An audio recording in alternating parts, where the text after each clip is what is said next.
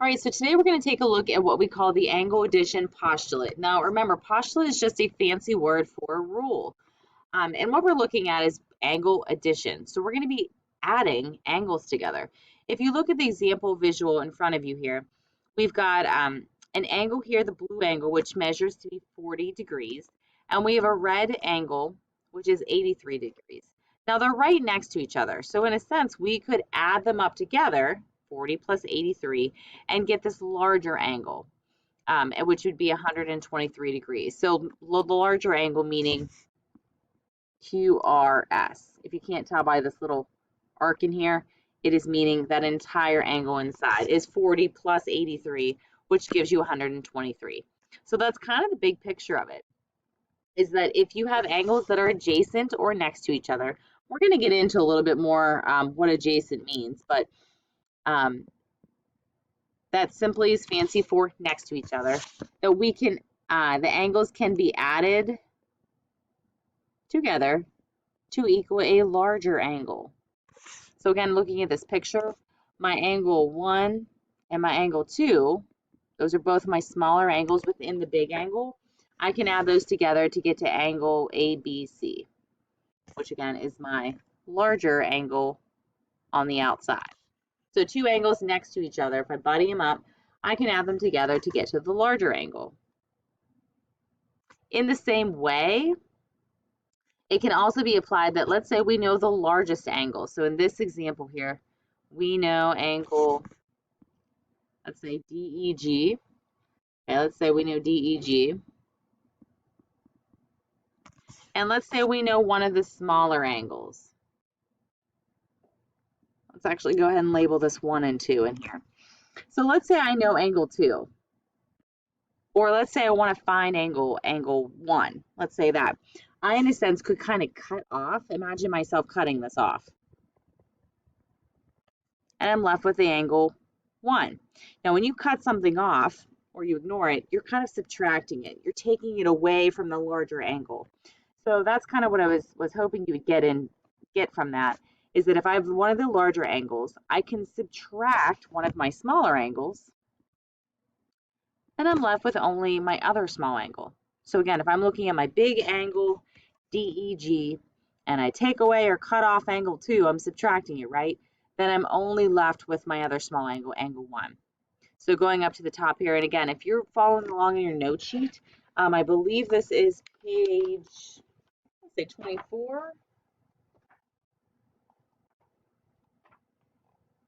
Go back a page there or two. Page 21 is where you can find these examples and the rules laid out for you here. So again, if you would take the large angle measurement and subtract the smaller, one of the smaller angles, you're going to end up with the other small angle. So that's basically the rule. Do we add or do we subtract? So we're going to play what would you do? So let's take a look at number 4 here, or this first example. Now again, if you were in class, I had you hold up signs and we did different things. But if you're watching this video, just kind of follow along with us and see if you can figure out, would you add or would you subtract? That's what you want to ask yourself. When we get to the practice example tomorrow, you actually do the dirty work. You'll do the addition, do the subtraction, and give me a definitive answer. But today we're just looking at what would you do? Would you add or would you subtract? So taking a look at this first example, we want to know the measure of TMF. So here's TMF. And looking at my picture, I can identify that I have angle 23 or 27 over there. And my other angle here is 63. So would I add those two numbers to get to that big blue angle, or would I subtract? Hopefully you said add. We would add this angle because it is right next to this angle, and we ended up with the entire angle. All right, let's take a look at the next one. We're asked to find the measure of ABC. Would I add or would I subtract? Hopefully you can see that you would add. We've got two angles right next to each other.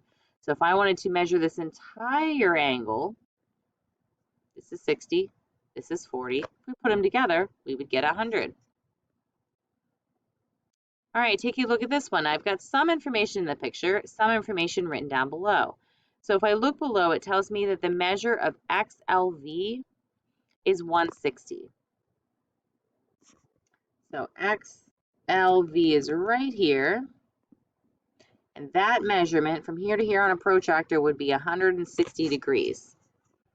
Now, we also have this measurement here, which is 39 degrees. And we want to find the measure of CLV.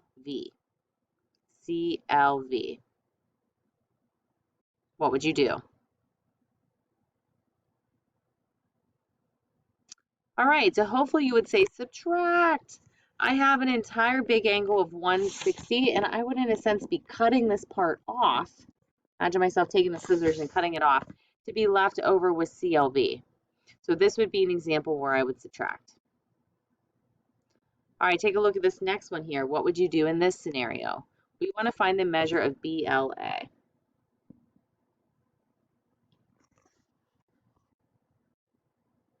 Hopefully you can see we would add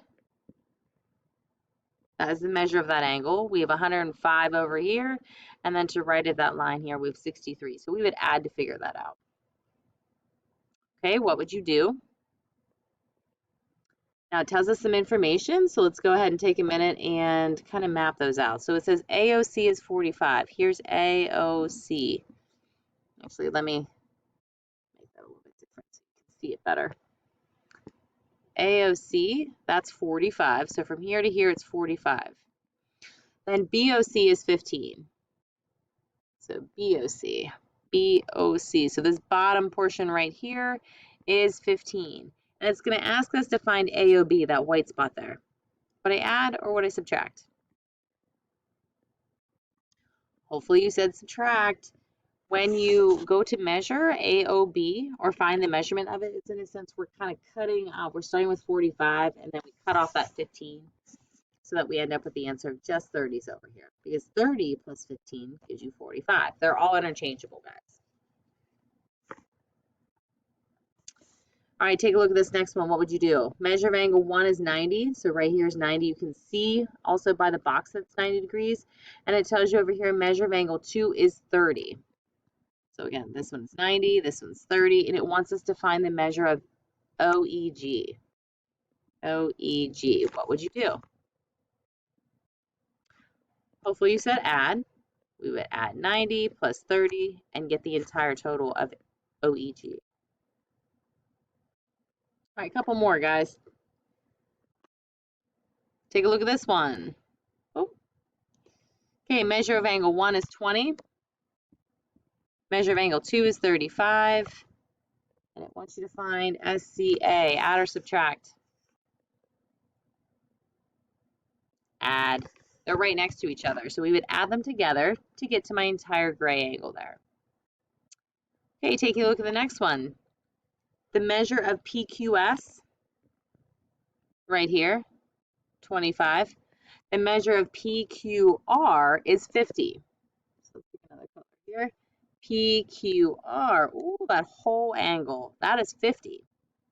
So that whole thing is 50. And we want to find SRQ. So we're looking for this angle right over here, one of the smaller pieces. What would you do? Okay, hopefully you realize you would subtract. We would take our 50 and chop off this top part of 25, and it would give us this leftover part. All right, so last one. What would you do? Measure of angle ABZ is 30. So this is 30. And then we have the ZBC. ZBC here is 35. Here's ZBC. This is 35. And it's asking us to find the measure of ABC.